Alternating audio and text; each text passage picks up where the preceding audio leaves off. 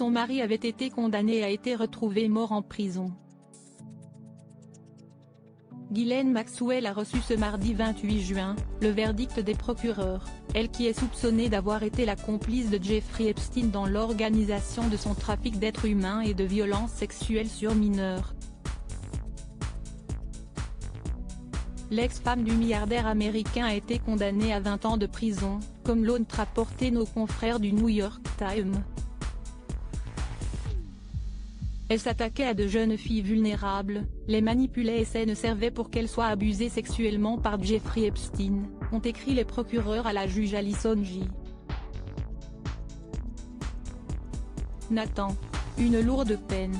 Celle-ci aurait pu être encore plus dure, puisque le procureur avait requis 30 ans de réclusion criminelle. Selon lui, des années d'abus sexuels, de multiples victimes, des dommages psychologiques dévastateurs, rien de tout cela n'aurait pu arriver sans Ghislaine Maxwell. Présente lors de son procès, Ghislaine Maxwell aurait montré une absence totale de remords. Au lieu de montrer ne serait-ce qu'un soupçon d'acceptation de sa responsabilité, l'accusée tente désespérément de jeter le blâme partout où elle le peut, ont déclaré certains avocats.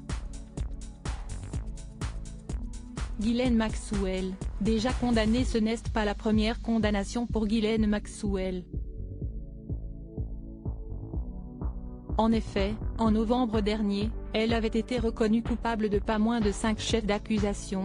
Le jury à l'unanimité a reconnu Ghislaine Maxwell coupable de l'un des pires crimes que l'on puisse imaginer, faciliter et prendre part à l'agression sexuelle d'enfants. Le chemin de la justice a pris trop de temps. Mais la justice a été rendue aujourd'hui, avait déclaré le procureur du tribunal de Manhattan.